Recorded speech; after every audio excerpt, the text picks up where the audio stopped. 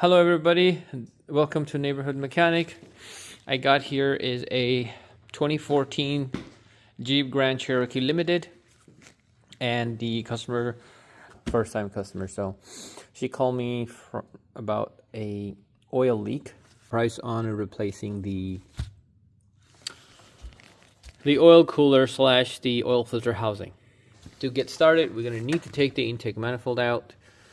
There's a secondary and primary, so we're going to remove both of the intake manifolds out here. So this is for the secondary and that's for primary. We're going to remove both of these out. Of course, you got to remove the intake pipe here.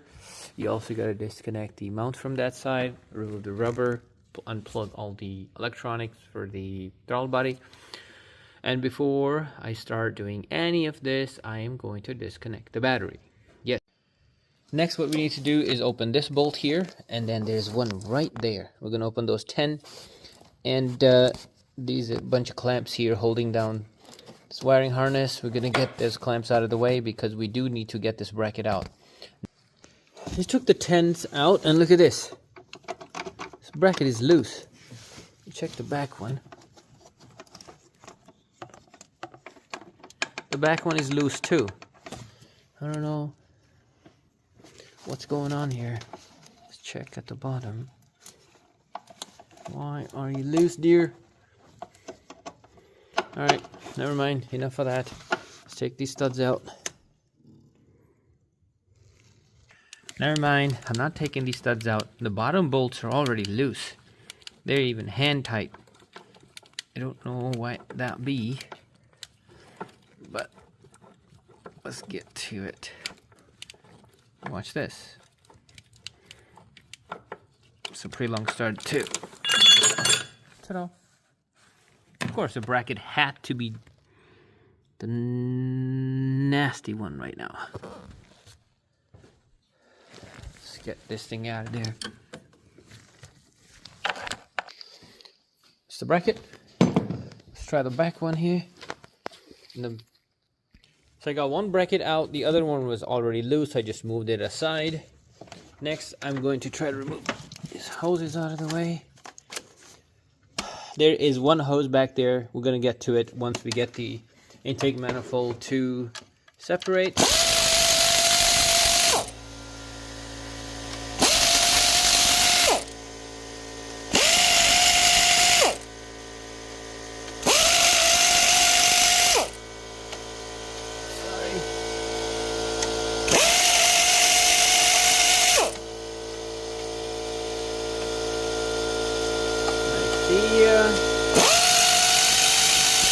You already saw the man. Remove this line here.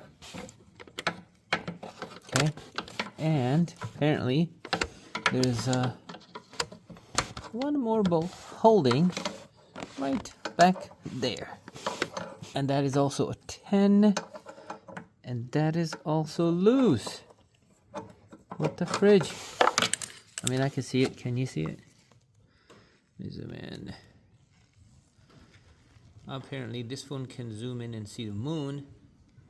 There we go. Well, not so good. Anyway, so I'm gonna get to that bolt next. I'm gonna use deep 10 with small extension, bring my ratchet up here, and then get it out. Here's the setup I have. There we go. Bolts out. Let's get a magnet. I don't want to drop the bolt into the pit of nothingness, so fastener. Keep saying bolt. One more bolt left right here, and manifold is very loose, I can tell. Just want to make sure the bolts open all the way. Yep. So to do this, I did remove the throttle body so I can get better access to the bolt. If we can. Yeah, so this is what's happening. You see the bolt getting stuck in the hole? So I'm gonna try with both hands, lift the bolts up and try to slide this guy out. Go underneath here. Okay, right now we have one plug. It's right here. Map sensor. Go.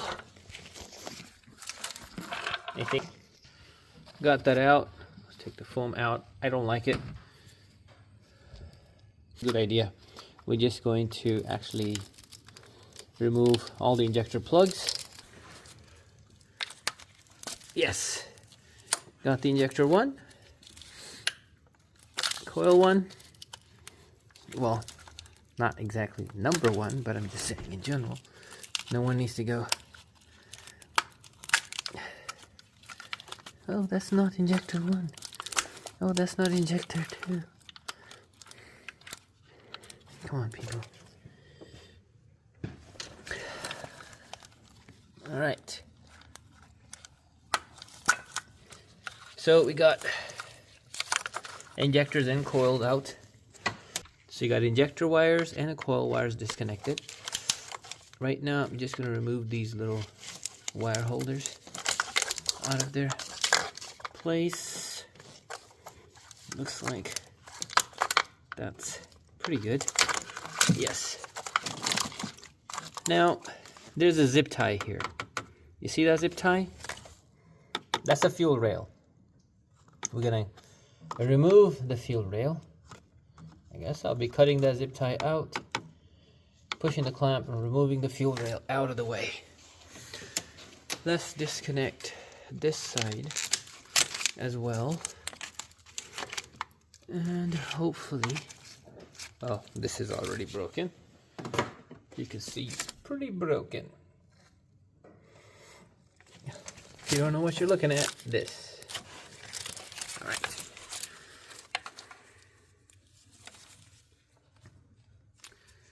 You see this? This hose was broken, and some smart person, he shrinked it.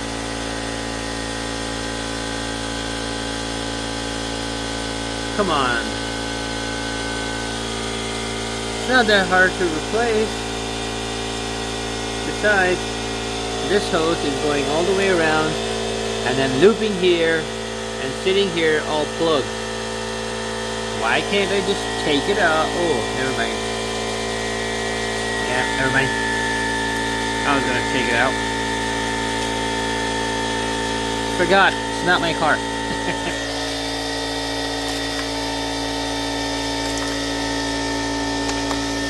Alright. Gotta be careful with this. Got it. Out of the way. Because what's gonna happen next, my friends, is we are gonna remove the the lower intake manifold. Yeah, you saw that.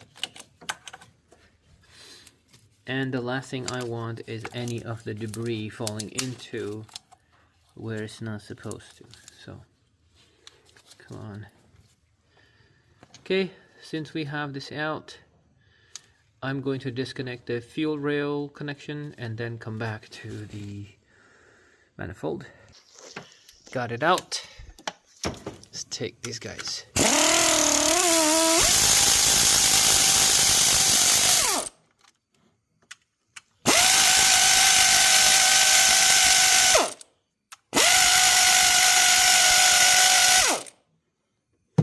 Hello? Anyone out there?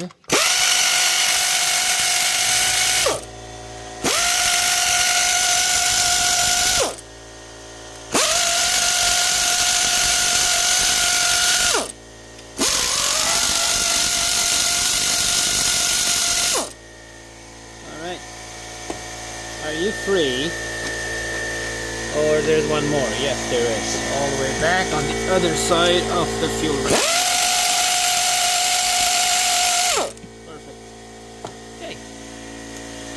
See if it successfully removed it. Can you come out with one hand? Yes, you can. I like it. Alright everybody, before you get too excited to work on this thing, I will suggest you put a shop towel in each pocket or anything to cover them. So here we go. Now let's take a peek at the oil valley. And I do see oil going all the way back to the transmission.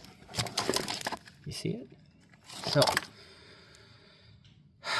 what we need to do is take care of disconnecting two of these sensors, remove these engine coolant lines, and get this thing out. So I'd rather do that when the cooler is out. So I'm going to open these star heads, 1, 2, 3, 4, 5. Get the oil cooler elevated up, and that will help me to get these cooling line and all that easier. So let's get to it. Sorry. Light, please work with me, not against me. I will.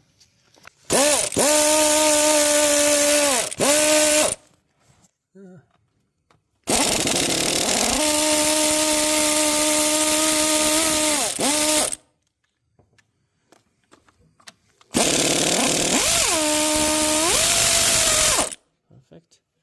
I saw there were 3 here.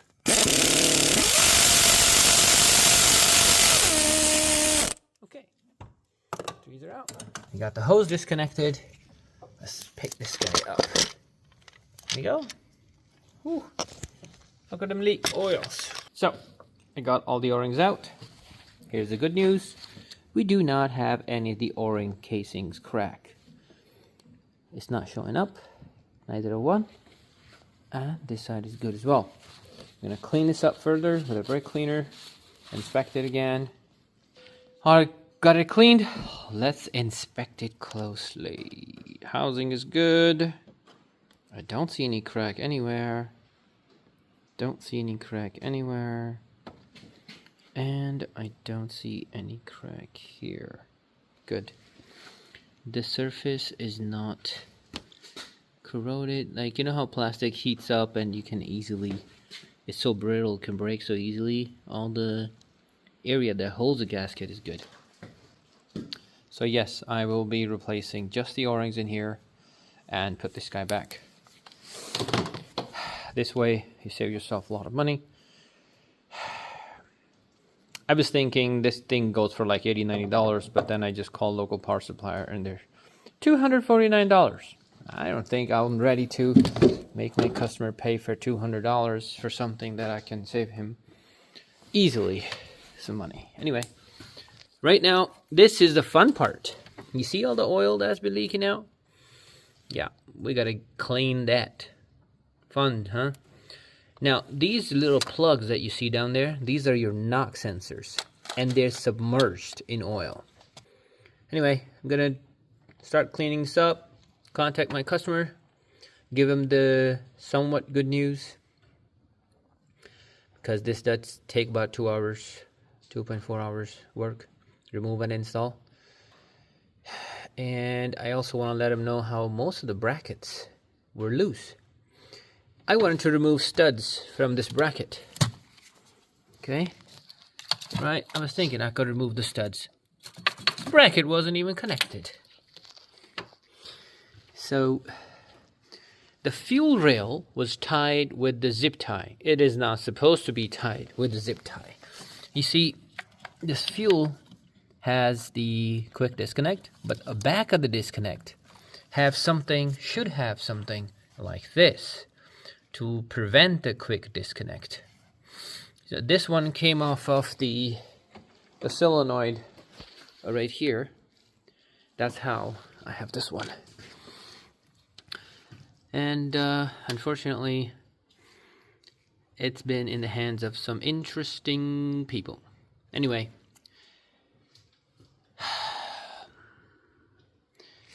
I'll be back. I'm gonna use this to take out all the oil from there, and then whatever is left, I will spray some brake parts cleaner, suck it out again using this pump. Using this equipment, pump and suction, and then clean it up again. It's working.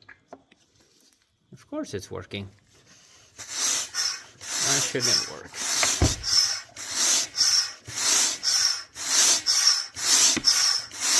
Channel at a time.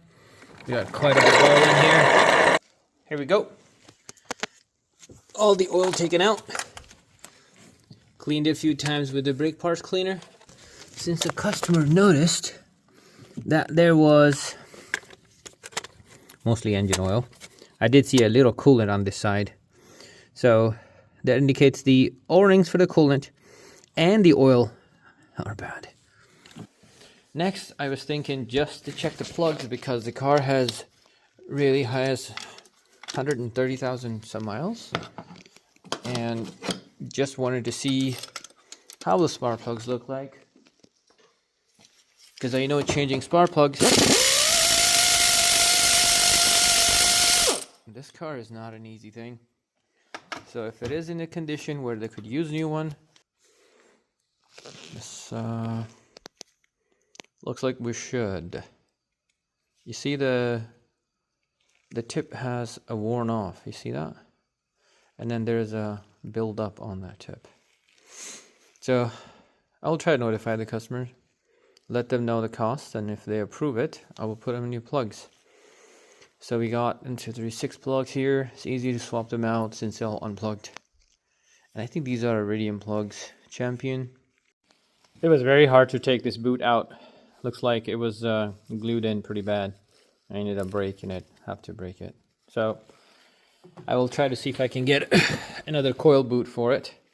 The inside of the coil looks pretty clean. I'll leave it that. Just because that happened, I wanted to check the next coil that was next to it. I'm going to take the boot out, see if they're bad. I might well replace these guys. So let's see what we got here.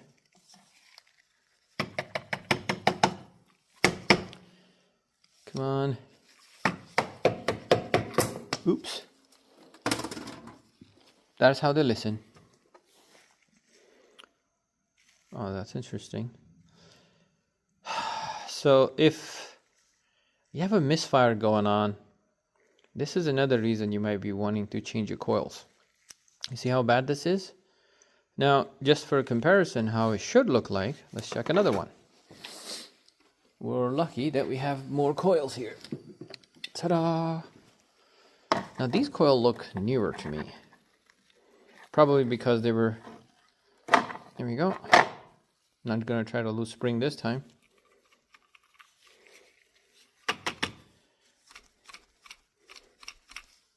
Okay, never mind.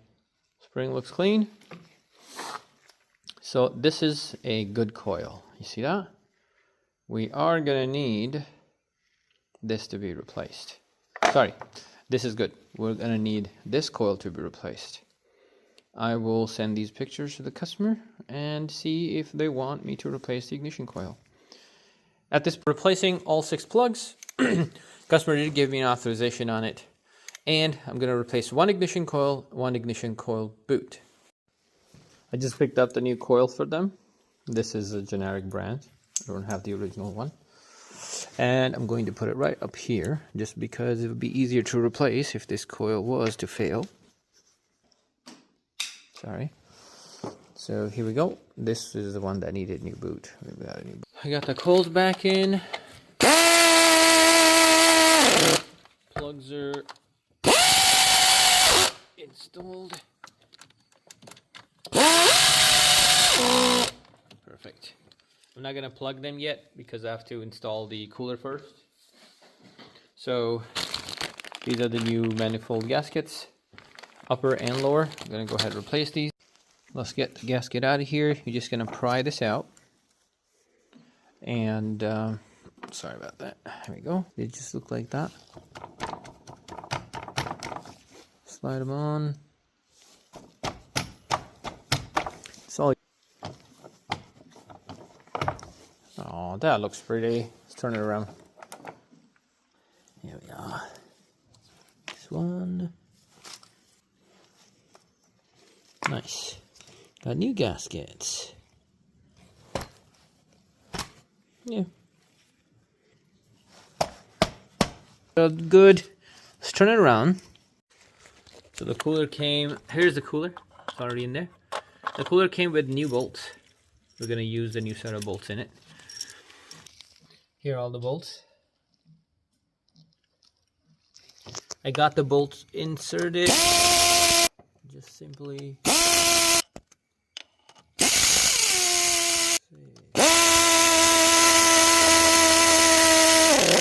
Okay.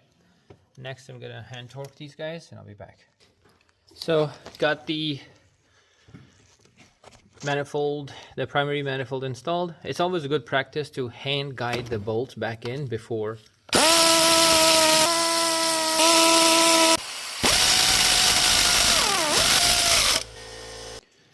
Okay, I just torqued all the bolts.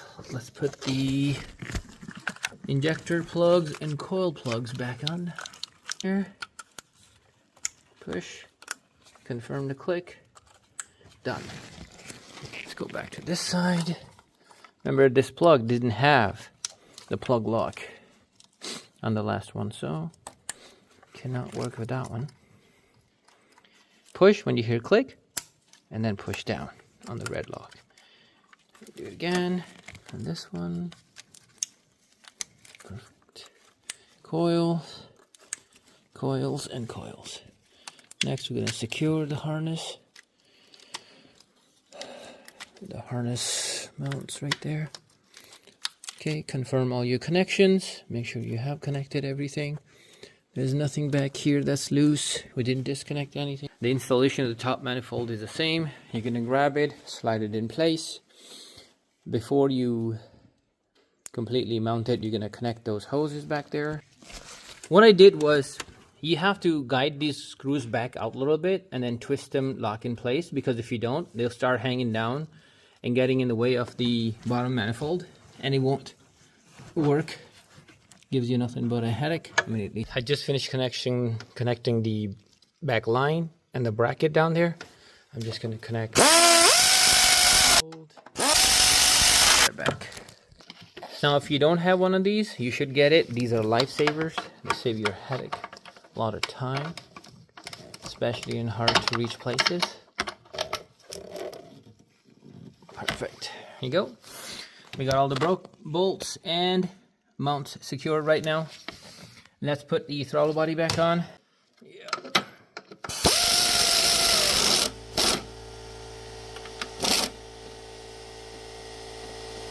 There's another one right there.